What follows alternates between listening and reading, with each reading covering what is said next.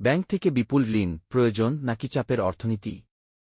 দেশের ব্যাংকিং খাত থেকে বিপুল পরিমাণ ঋণ নিয়েছে অন্তর্বর্তী সরকার, এমন আলোচনা এখন রাজনৈতিক ও অর্থনৈতিক অঙ্গনে তুমুল বিতর্কের জন্ম দিয়েছে। প্রশ্ন উঠছে, এত টাকা কোথায় গেল?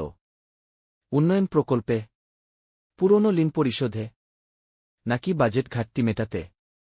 সরকার বলছে অর্থনৈতিক স্থিতিশীলতার জন্য প্রয়োজনীয় পদক্ষেপ। সমালোচকরা বলছেন ব্যাংক খাতের তাল্য কমে যাচ্ছে। তাহলে সত্যটা কি? আজ আমরা আবেগ নয়, হিসাব নিকাশের ভাষায় বিশ্লেষণ করব সরকার কেন ব্যাংক থেকে ঋণ নেয়, এত টাকা গেল কোথায়, ব্যাংকিং খাতে প্রভাব কি, রাজনৈতিক বিতর্ক বনাম অর্থনৈতিক বাস্তবতা কি।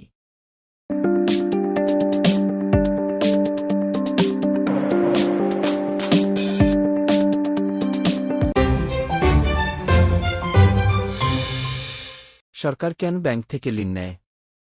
অর্থনীতির ভেতরের হিসাব দেখুন। একটি রাষ্ট্র চালানো মানে শুধু রাজনীতি নয়, বিশাল আর্থিক ব্যবস্থাপনা। প্রতি বছর সরকার একটি বাজেট দেয়। সেই বাজেটে আয় থাকে, যেমন কর, ভ্যাট, কাস্টমস, রাষ্ট্রায়ত্ত প্রতিষ্ঠানের মুনাফা। আর ব্যয় থাকে বেতন ভাতা, অবকাঠামো, ভর্তুকি, সামাজিক নিরাপত্তা, ঋণের সুদ। এখন সমস্যা হল, প্রায় সব দেশেই ব্যয় আয়ের চেয়ে বেশি হয়। একে বলা হয় বাজেট ঘাটতি।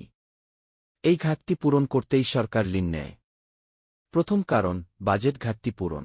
যদি কর আদায় প্রত্যাশার চেয়ে কম হয় অথবা অর্থনীতি ধীরগতির হয়, তখন সরকারকে চলতি ব্যয় মেটাতে ব্যাংক থেকে ঋণ নিতে হয়। এটি অনেক সময় ওয়ার্কিং ফাইন্যান্স কি এর মতো কাজ করে। দ্বিতীয় কারণ, উন্নয়ন প্রকল্প, বড় সড়ক, সেতু, বিদ্যুৎকেন্দ্র, রেললাইন, এসব প্রকল্পে একসাথে বিপুল অর্থ দরকার হয়। বৈদেশিক ঋণ না এলে বা দেরি হলে সরকার দেশীয় ব্যাংক থেকেই টাকা তোলে। তৃতীয় কারণ, পুরনো ঋণ পরিশোধ। সরকারের আগের নেওয়া ঋণের কিস্তি ও সুদ পরিশোধ করতেও নতুন ঋণ নিতে হয়। একে অনেক সময় রোলওভার বলা হয়। কিন্তু এখানেই আসে ঝুঁকি। যদি সরকার অতিরিক্ত ঋণ নেয়, তাহলে ব্যাংকের আমানতের বড় অংশ সরকারি বন্ডে চলে যায়। ফলে বেসরকারি খাত, ব্যবসায়ী, শিল্পপতি ঋণ পেতে সমস্যায় পড়ে। সুদের হার বাড়তে পারে।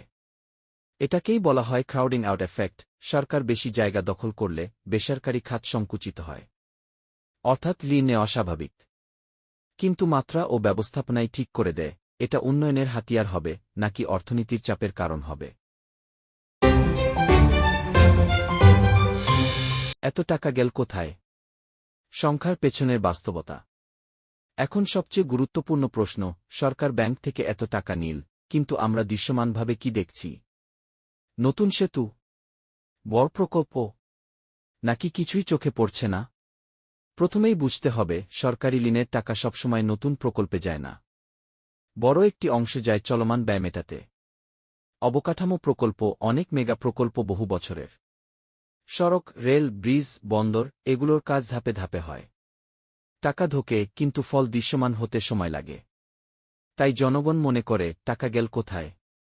বিদ্যুৎ ও জ্বালানি ভর্তুকি। বিদ্যুৎ উৎপাদনে গ্যাস, কয়লা, তেল আমদানি করতে হয়। আন্তর্জাতিক বাজারে দাম বাড়লে সরকারকে ভর্তুকি দিতে হয়। এই টাকা সরাসরি দৃশ্যমান নয়, কিন্তু বিদ্যুতের দাম নিয়ন্ত্রণে রাখতে ব্যবহার হয়।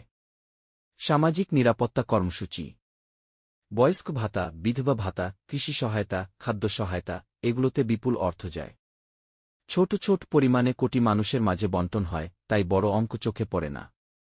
বেতন ভাতা ও প্রশাসনিক ব্যয়। সরকারি কর্মচারীদের বেতন, পেনশন, স্বাস্থ্য খরচ, এগুলো স্থায়ী দায়। রাজস্ব কম হলে ঋণ নিয়েই তা মেটাতে হয়। সবচেয়ে গুরুত্বপূর্ণ বিষয়, অনেক সময় নতুন ঋণের বড় অংশ যায় পুরনো ঋণের সুদ ও কিস্তি শোধে। একে বলে ডেট সার্ভিসিং কি। এটি দৃশ্যমান উন্নয়ন নয়, কিন্তু অর্থনীতিকে স্থিতিশীল রাখার জন্য বাধ্যতামূলক। তাই প্রশ্ন, টাকা গেল কোথায়? এর উত্তর সবসময় দৃশ্যমান ইটপাথরে পাওয়া যায় না। অনেক সময় তা যায় অদৃশ্য দায়, ভর্তুকি ও আর্থিক ভারসাম্য রক্ষায়। মূল কথা, স্বচ্ছ হিসাব থাকলে সন্দেহ কমে।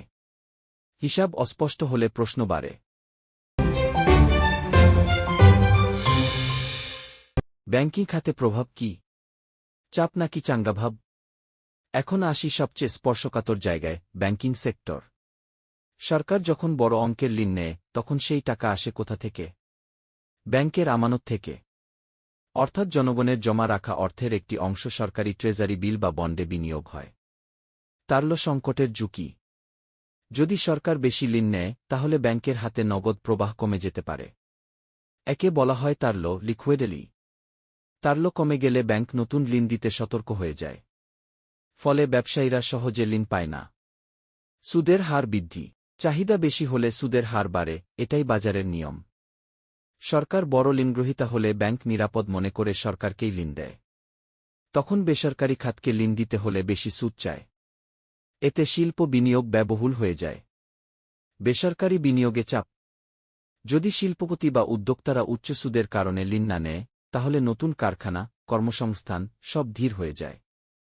দীর্ঘমেয়াদে অর্থনৈতিক প্রবৃদ্ধি কমতে পারে। কিন্তু গল্পের অন্য দিকও আছে। ইতিবাচক প্রভাবের সম্ভাবনা। যদি সরকার নেওয়া ঋণ উন্নয়ন প্রকল্পে দ্রুত ব্যয় করে, যেমন অবকাঠামো, কৃষি সহায়তা, সামাজিক কর্মসূচি, তাহলে বাজারে টাকা প্রবাহ বাড়ে। ঠিকাদার, শ্রমিক, সরবরাহকারী সবাই আয় করে। এতে ভোগ ব্যয় বাড়ে, ব্যবসা চাঙ্গা হয়। স্বল্পমেয়াদে অর্থনীতি গতিশীলও হতে পারে। অর্থাৎ সরকারি ঋণ নিজে সমস্যা নয়। প্রশ্ন হল, ঋণ কত? কোথায় ব্যয় হচ্ছে? ব্যয়ের গতি ও স্বচ্ছতা কেমন? সঠিক ব্যবস্থাপনায় এটি প্রবৃদ্ধির ইঞ্জিন।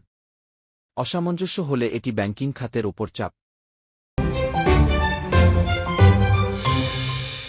রাজনৈতিক বিতর্ক বনাম অর্থনৈতিক বাস্তবতা। বাংলাদেশে একটি বিষয় খুব দ্রুত রাজনৈতিক স্লোগানে পরিণত হয়, সরকার ঋণ নিচ্ছে মানেই দুর্নীতি, কিন্তু অর্থনীতির বাস্তবতা একটা সরল নয়। প্রথম প্রশ্ন হওয়া উচিত, ঋণের পরিমাণ কত?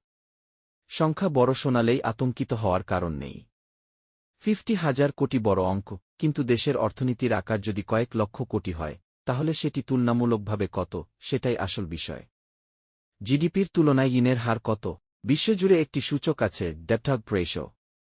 অর্থাৎ দেশের মোট উৎপাদনের তুলনায় মোট ঋণ কত শতাংশ। যদি এটি সহনীয় সীমায় থাকে তাহলে অর্থনীতি সামাল দিতে পারে। কিন্তু যদি দ্রুত বেড়ে যায় তখন ঝুঁকি তৈরি হয়। স্বচ্ছতা আছে কি? ঋণ কোথায় খরচ হচ্ছে, সুদের হার কত, শোধের সময়সীমা কি, এগুলো পরিষ্কার না হলে সন্দেহ বাড়বে। সংসদীয় তদারকি হয়েছে কি? গণতান্ত্রিক ব্যবস্থায় বাজেট ও ঋণ গ্রহণ সংসদে আলোচনা হওয়ার কথা। বিরোধী দল প্রশ্ন করবে, সরকার জবাব দেবে, এটাই স্বাস্থ্যকর প্রক্রিয়া। অর্থাৎ ঋণ নিজে সমস্যা নয়। সমস্যা হয় যখন তথ্য গোপন থাকে, জবাবদিহি কমে যায়। স্বচ্ছতা থাকলে ঋণ উন্নয়নের হাতিয়ার। স্বচ্ছতা না থাকলে সেটাই ভবিষ্যতের অর্থনৈতিক চাপ ও রাজনৈতিক বিতর্কের জ্বালানি। ঋণ নেওয়া দোষ নয়, অস্বচ্ছতা দোষ। সরকার যদি জনগণকে স্পষ্টভাবে জানায় কত টাকা নেওয়া হয়েছে, কোথায় খরচ হয়েছে, কিভাবে ফেরত দেওয়া হবে, তাহলে বিতর্ক কমে যাবে। কিন্তু যদি তথ্য অস্পষ্ট থাকে, প্রশ্ন উঠবেই। শেষ কথা, অর্থনীতি আবেগে চলে না, চলে হিসাব নিকাশে।